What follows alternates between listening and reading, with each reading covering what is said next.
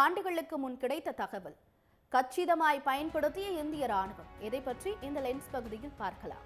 17 வருடங்களுக்கு முன் மும்பை தீவிரவாத தாக்குதலில் கைது செய்யப்பட்டு பின்னர் தூக்கு தண்டனை விதிக்கப்பட்ட தீவிரவாதி அஜ்மல் கசாப் விசாரணையின் போது முக்கியமான பல வாக்குமூலங்களை வழங்கினார். அவர் கொடுத்த ஒரு முக்கிய வாக்குமூலம்தான் தற்போது நடந்த ஆபரேஷன் சிந்தூருக்கு பெரிய அளவில் உதவி இருக்கிறது. ஆபரேஷன் சிந்தூர் மூலம் பாகிஸ்தானின் 9 தீவிரவாத முகாம்கள் அழிக்கப்பட்டுள்ளன. ஜெய்ஷ்-இ-முகமது, லஷ்கர்-இ-தொய்பா மற்றும் ஹிஸ்புல் முஜாஹிதீன் உள்ளிட்ட தடை செய்யப்பட்ட பயங்கரவாத அமைப்புகளின் தலைமையகங்கள் ஆபரேஷன் சிந்தூரின் கீழ் குறிவைக்கப்பட்டன. இந்திய ஆயுத படைகள் பாகிஸ்தான் மற்றும் பாகிஸ்தான் ஆக்கிரமிப்பு காஷ்மீரில் 9 இடங்களை தாக்கியது. முக்கியமாக பஹவல்பூரில் உள்ள மர்காஸ் சுப்ஹான் அல்லாஹ், தெஹ்ராகலனில் உள்ள சர்ஜால், கோட்லியில் உள்ள மர்காஸ் அப்பாஸ் மற்றும் முசாஃபராபாத்தில் உள்ள சையத்னா பிலால் முகாம் ஆகிய முகாம்கள் தாக்கப்பட்டன. இதில் பஹவல்பூரில் உள்ள மர்காஸ் சுப்ஹான் அல்லாஹ் மிக முக்கியமான இடமாகும். இந்த முகாம்கள் அனைத்தும் தடை செய்யப்பட்ட ஜெய்ஷ்-இ-முகமது பயங்கரவாத குழுவின் கீழ் வருகின்றன என்பது குறிப்பிடத்தக்கது. பிப்ரவரி 14, 2019 அன்று புல்வாமா தாக்குதல் உட்பட பயங்கரவாத திட்டமிடலில் ஈடுபட்டுள்ள JMஇன் செயல்பாட்டு தலைமையகம் மர்காஸ் சுப்ஹான் அல்லாஹ் ஆகும். புல்வாமா தாக்குதல் நடத்தியவர்கள் இந்த முகாமில் பயிற்சி பெற்றது குறிப்பிடத்தக்கது.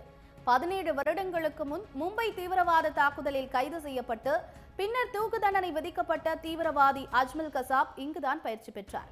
அப்போது நடத்திய விசாரணையில் JMஇன் செயல்பாட்டு தலைமையகம் மர்காஸ் சுப்ஹான் அல்லாவில் தான் பயிற்சி பெற்றதாகவும் பஹவல்பூரில் உள்ள மர்காஸ் சுப்ஹான் அல்லாவில் பலர் பயிற்சி பெற்று வருவதாகவும் இந்தியாவின் விசாரணையில் வாக்குமூலம் கொடுத்தார்.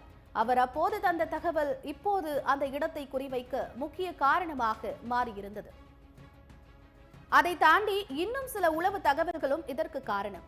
மர்காஸ் சுப்ஹான் அல்லாஹ் முகாமில்தான் ஜெய்ஷ்-இ-முகமது தலைவர் மௌலானா மசூத் அசார், ஜெய்ஷ்-இ-முகமது அமைப்பின் உண்மையான தலைவர் முஃப்தி அப்துல் ரவூஃப் அஸ்கர், மௌலானா அம்மார் மற்றும் பிற குடும்ப உறுப்பினர்களின் குடியிருப்புகள் உள்ளன.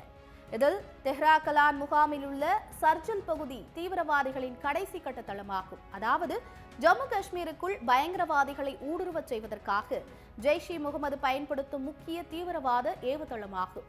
முரிட்கையில் உள்ள மர்காஸ் தைபா, பர்னாலாவில் உள்ள மர்காஸ் அஹ்லே ஹதீத் மற்றும் முசாஃபராபாத்தில் உள்ள ஷ்வாய்னல்லா முகாம்கள் தடை செய்யப்பட்ட லஷ்கர்-இ-தொய்பா அமைப்பின் முகாம்களாகும். கோட்லியில் உள்ள மகாஸ் ரஹில் ஷாஹித் மற்றும் சியால்கோட்டில் உள்ள மெஹ்மூனா ஜோயா முகாம்கள் தடை செய்யப்பட்ட ஹிஸ்புல் முஜாஹிதீனின் முகாம்கள் ஆகும். இவையெல்லாம் அழித்தொழிக்கப்பட்டு விட்டன. பர்னாலாவில் உள்ள மர்காஸ் அஹ்லே ஹதீஸ் என்ற முகாமும் அழிக்கப்பட்டது. பூஞ்ச், ரஜௌரி, ரியாசி பகுதியில் உள்ள ஆயுதங்கள் மற்றும் வெடிமருந்து குடோன்களும் அழிக்கப்பட்டிருக்கின்றன. இந்த முகாம்களில் பயங்கரவாதிகளுக்கு பயிற்சி அளிக்க பாகிஸ்தான் ராணுவமும் ISIயும் சிறப்பு சேவைகள் குழுவை செயல்படுத்தி வந்தது. அங்குதான் தற்போது இந்திய ராணுவம் தாக்குதல் நடத்தியிருக்கிறது.